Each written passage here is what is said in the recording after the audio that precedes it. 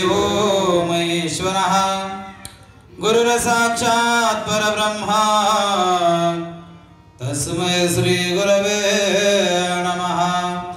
सर्वमंगलमांगल्ये शिवे सर्वार्थसाधिके शरण्ये त्र्यंबके गौरी नारायणे नमस्तुते। मंगलम भगवान विष्णु मंगलम गरुड़ध्वजः मंगलम पुंडरीकाक्ष मंगलाय तनो हरि। सालाबादप्रमाणे याही वर्षी भव्य दिव्य अखंड हरिनाम सप्ताह श्री क्षेत्र जामगाव या आश्रमामध्ये पार पडत आहे आणि कार्यक्रम हा भव्य दिव्य स्वरूपाचा आणि सर्वांना माहिती आहे कशा निमित्ताने हा कार्यक्रम आहे। तर जे आपल्यातनं आणि आपल्यातच आहे असे गुरुलिंग जंगम महाराजांची ही पुण्यतिथी आहे। आणि ही पुण्यतिथी ही कशी साजरी व्हावं बरं, या पुण्यतिथीने आपल्याला काय लाभ व्हावा या उद्देशाने परमपूजनीय आदरणीय ज्यांनी या आश्रमाची मेढ रोवली किंवा हा वृक्ष या ठिकाणी रोपण केला असेल परमपूजनीय आदरणीय ब्रह्मलीन श्री कोंडीरामजी बडे महाराज ज्ञानोबराय सांगतात इवले से रोपण लाविले द्वारे त्याचा वेलो गेला गगनावर मोगरा भोलना फुले वेचितासे बारू कळे आसे आला। हे जे रोपण आहे आज हे वडाचं झाड आहे किंवा याला औदुंबर वृक्षाचं झाड म्हणावं या ठिकाणी बाबांनी लावलंय आणि लावल्यानंतर पाणी घालून वाढवण्याचं काम केलं आणि तीच धुरानंतर परमपूजनीय बडे महाराजांनी आपले सुपुत्र छोटे महाराज म्हणजे दत्तात्रेयजी महाराज बडे महाराज यांच्यावरती यांच्या खांद्यावरती तो भार दिला। मग तो भार कसा दिला असेल सुंदर वर्णन आहे बरं। भार कोणाच्या खांद्यावर कोण देत यही ते सुंदर वर्णन आहे। जर कधी रामायणामध्ये आपण जर गेलात त्या टाइमला जेव्हा वनवास कोणाला भेटला मला त्यांना लक्षात असू द्या वनवास कोणाला भेटला रामाला भेटला बरोबर आहे की नाही।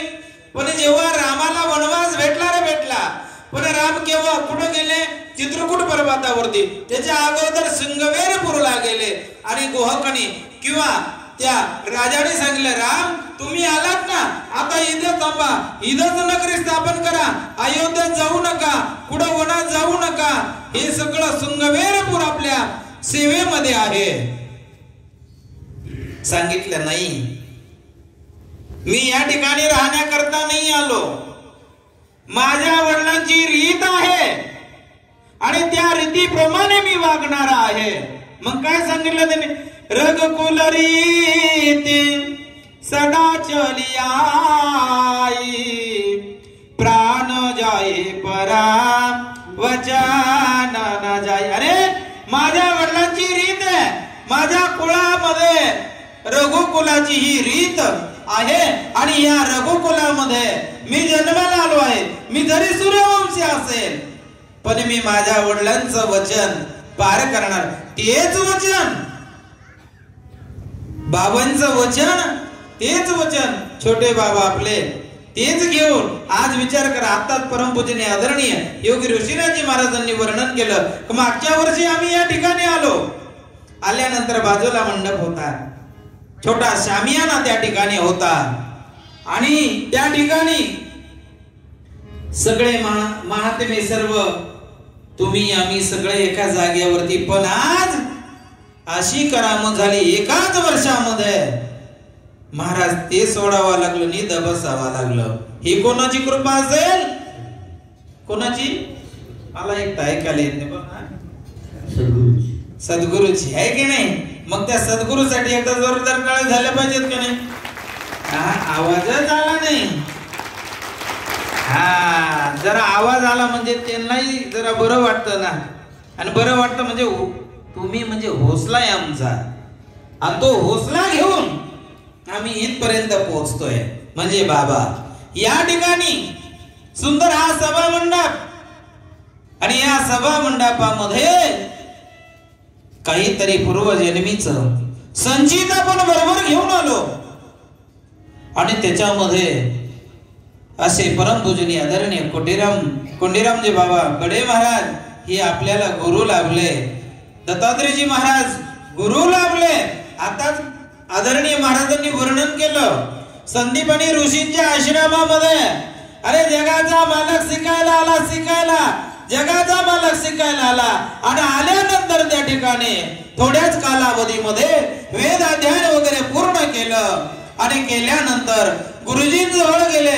आणि गुरुजींजवळ गेल्यानंतर सांगितलं गुरुदेव सांगा ना आता मी किती दिवस या ठिकाणी राहू. गुरुदेव सांगा ना आता जातो मी माझ्या गावाला. सांगितलं कृष्णा जास्त रे त्यात काही शंका नाही कृष्णा, त्यात काही शंका नाही बाबा. पण कृष्णा जेव्हा तू होता ना तोपर्यंत आम्हाला कसली जाणीव झाली नाही रे, कसली जाणीव झाली नाही. जेव्हा बाबा असतील तेव्हा कसली जाणीव होती आपल्याला नाही. आणि ते गेल्यानंतर ही कुठली जाणीव नाही का, बासूच दिली नाही. फक्त बडे महाराज छोटे बडे महाराज त्यांनी कुठलीही जाणीव भासू दिली नाही. तसं संदीपनी ऋषी बोलताय कृष्णा तू जाणार आहे बाबा. पण एक काम करणार जाता जाता मग सांगितले गुरुदेव काही गुरुदक्षिणा वगैरे. सांगितलं अजिबात नाही कृष्णा. अरे माझं काम आहे. तू का म्हणे घातलं दुकान देती आली असी दान. अरे माझं काम आहे जा गुरुमातेकडे. गुरुमातेकडे गेल्यानंतर त्या ठिकाणी गुरुमातेने सांगितलं कृष्णा तू होता बाबा हा आश्रम भरून दिसत होता रे कृष्णा. तू होता हा आश्रम भरून दिसत होता कृष्णा. पण तू चालला ना बाबा आता हा आश्रम खाली होईल रे. तू गेल्यानंतर मन लागणार नाही कृष्णा. तुला सांगू अरे ज्या दिवशी माझं बाळ होतं कृष्णा तेव्हा मला बरं वाटत होतं. बाळ गेलं कृष्णा आणि आज तू चालला रे हे योग्य नाही कृष्णा. सांगितलं गुरु माते सांग ना तुझं बाळ कसं गेलं ग. आणि मग सांगितलं काय सांगू कृष्णा. एकदा मी नदीवरती धुण्या करता गेले बाबा. आणि गेल्यानंतर त्या ठिकाणी मी धुण्याच्या नादामध्ये माझं बाळ कुठं गेलं मला कळलं नाही रे कृष्णा. सांगितलं आई काळजी करू नको कुठं गेली होती सांग बरं. सांगितले काही नाही तिथंच गेले होते बाळा. आणि तिथूनच बाळ गायब झालं. आणि त्या टायमाला महाराज जगाचा मालक आहे काय नाही करणार. आणि त्या टायमाला तिथं गेला. गेल्यानंतर डोहामध्ये उडी मारली. आणि मारल्यानंतर त्या ठिकाणी समुद्र. आता काय सापडावं पण नंतर कळलं इथं शंकसूर नावाचा एक राक्षस आहे. नक्की त्यांनी बाळाला नेलं असेल मारलं असेल. आणि त्या टायमाला तिथं गेले महाराज.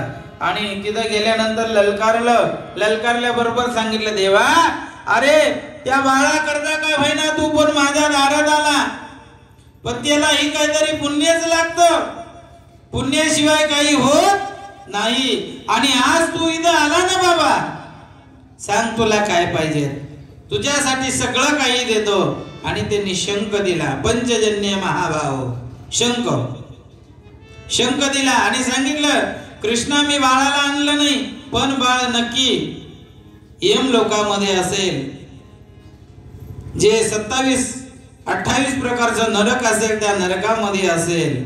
मग काय करावं लागेल मार्गदर्शन सगळ्यात मोठी गोष्ट आहे. मग तो छोटा असो किंवा मोठा असो. तिथं गेल्यानंतर द्वारपालांनी अडवलं. इथं गेल्यानंतर माणसं येत असतात. तुम्ही आला कसं इथं सांगितलं मला यमराजाशी बोलायचं आहे. जो सूर्यपुत्र आहेत ना त्याच्याशी मला बोलायचं काहीतरी वार्तालाप करायची आहे. सांगितलं बोला काय पाहिजे आम्ही सांगतो नंतर ते येतील. आणि ज्या टायमाला यमराजाला लवकर येईना तर यांनी शंख वाजवला. आजही आपल्या मंदिरांमध्ये पहिल्यांदा शंखध्वनी करावा लागतो, नंतर आरती होत असते. आणि जेव्हा तो शंखध्वनी वाजल्याबरोबर यमराजा पळतच आला. सांगितलं, मालक तुम्ही कसे आले होईल? सांगितलं असतं तर मी आलो असतो. सांगितलं, मला माहिती नाही, माझ्या गुरुचा मुलगा, माझ्या गुरुमातेचा मुलगा म्हणजे माझा गुरुबंधू जर तुमच्याकडे असेल तुम्ही त्याला माझ्या हातावरती द्या, मी त्याला घेऊन जातो आणि गुरुदक्षिणा म्हणून हेच मला काहीतरी भेटेल. का? याच्याही पाठीमाग राजस्थानमध्ये घडलेली घटना, राजस्थानमध्ये घडलेली घटना.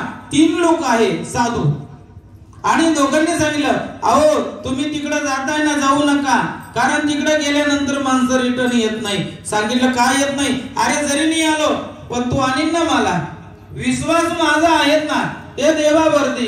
सांगितलं, ठीक आहे, काही हरकत नाही, पण तिकडे गेल्यानंतर तुमचं श्राद्ध कर्म वगैरे तर्पण विधी या सगळ्या गोष्टी कशा करायच्या? सांगितलं, तुम्ही काळजी करू नका. अरे ज्याचा पाठी राखा तो आहे, त्याला काय भीती आहे, आणि तेच कार्य केलं. 1 दिवस ते गेले, पण जगाचा मालक रामप्रभू त्या ठिकाणी आले. आल्यानंतर विचारलं, बाबा तुला काय पाहिजे? काहीच नाही पाहिजे. सांगितलं, मोक्ष मिळालं मला, काहीच नाही देवा. अरे तुझं दर्शन झालं, पण तेवढ्यामध्ये हनुमानजी आले आणि हनुमानजीने सांगितलं, बाबा एक काम करा ना, त्या ठिकाणी एकच काम करा, बाकीचं काहीच करू नका. तुम्ही, मला माहिती आहे, जेव्हा तुम्ही रामप्रभू तुम्ही जेव्हा जंगलात चालला, सीता माता चोरीला गेल्या, आणि चोरीला गेल्यानंतर त्या ठिकाणी कळलं जटायूला, राजा दशरथाला नाही, जटायूला कळलं. जटायू धावत आला. आल्यानंतर 2च मिनिटं घेतो जास्त नाही. आणि जेव्हा धावत आला आणि सांगितलं, माझी कुलवधू आहे, दशरथ माझा मित्र आहे. जेव्हा देवताचा राजा इंद्राला मदत करणारा राजा दशरथ आहे, आणि त्या दशरथाची कुलवधू आज रावण घेऊन जातोय दक्षिण दिशेला. आणि त्या टायमाला जटायू भेटला, मागे नाही हटला, भेटला. आणि भेटल्यानंतर सांगितलं, माझ्या कुलवधूला तू दे, वापस कर. सांगितलं, नाही जमणार. घेऊन गेला. पण रामप्रभू आले. आल्यानंतर जेव्हा रानामध्ये वनामध्ये रामप्रभू सीतेचा शोध घेता घेता लक्ष्मणजींनी सांगितलं, दादा अरे अनेक वन हिंडलो असेल, पण असं वन मला पाहायला भेटलं नाही. का त्या वनामध्ये जटायू रक्ताच्या दारुळ्यामध्ये पडलेला आहे आणि माझ्या प्रभूचं नाव घेतोय. श्रीराम राम जय जय राम, श्रीराम जय राम जय जय राम, श्रीराम राम जय राम, श्रीराम राम जय जय राम, ओ श्रीराम राम जय जय राम, श्रीराम जय राम जय जय राम, श्रीराम राम जय जय राम, श्रीराम राम जय जय राम, ओ श्रीराम जय राम जय जय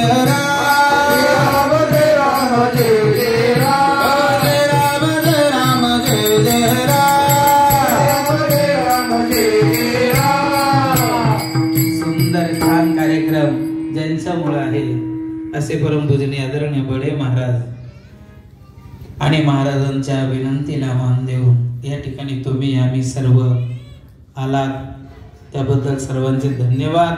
आणि असं सदैव प्रेम महाराजांवरती असू द्या. जसा आपला भाऊ, आपला मुलगा, आपण याच दृष्टीने फक्त महाराजांना आपलं म्हणा, द्या किंवा नका देऊ हे दुय्यम आहे, पण हे प्रेम नक्की तुम्ही महाराजांना द्याल, यात काही शंका नाही. रामकृष्ण हरी.